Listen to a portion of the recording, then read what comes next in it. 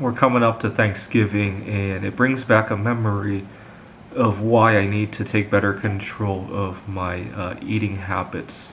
I've been battling with binge eating problems since I was 17 years old.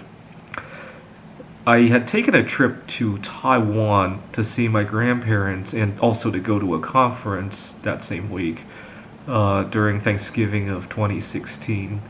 And I gotten into a little bit of a problem. You see, on the way to Taiwan, there's a layover in Tokyo, and I only had about a 40-minute layover. Keeping in mind that when you get off the plane in Tokyo, you have to go through security, and I had a seat in the very back of the plane, and so I was hoping when the captain would turn off the seatbelt sign, I would try to run as far as I could. I had already moved my luggage to another luggage rack at the front of the plane, so I could run and then pick up my luggage. And the seatbelt sign goes off, and I go flying through the aisle, and I tripped and hit my nose on one of the armrests, and also twisted my knee considerably.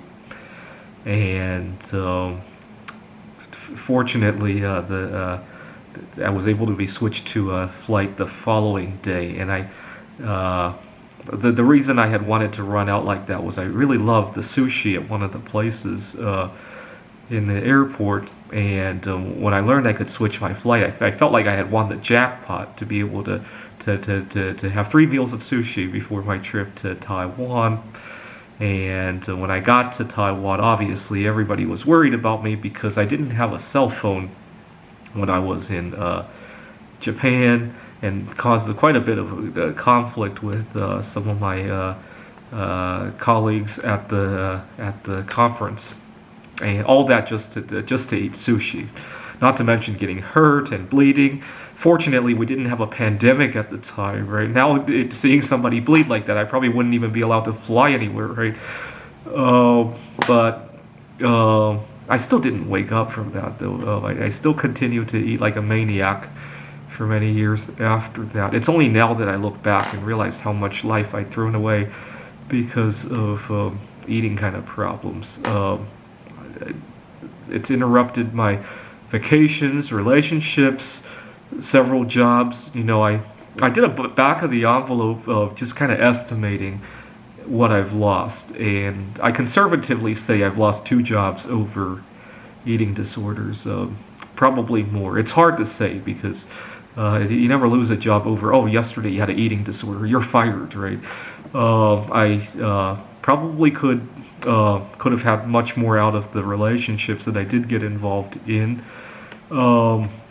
But more importantly, just the peace of mind that comes with not having to answer to this food monster inside of you. Right now, I'm in an Airbnb in Wallace, Idaho, and hopefully this coming week I plan to visit some landmarks here. And to be able to do that without having to worry about what lunchtime is, right? I'll just go out to eat when I'm hungry, and I don't have to think about that.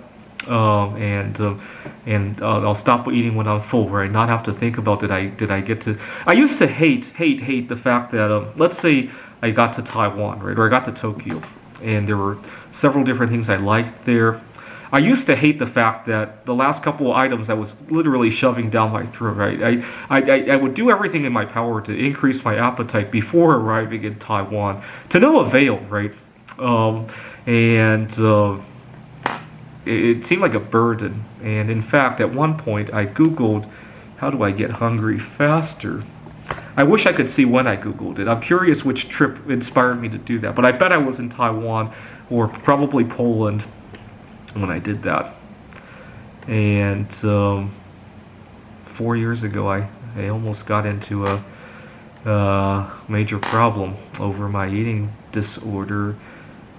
Another special case, fortunately it never affected me this way.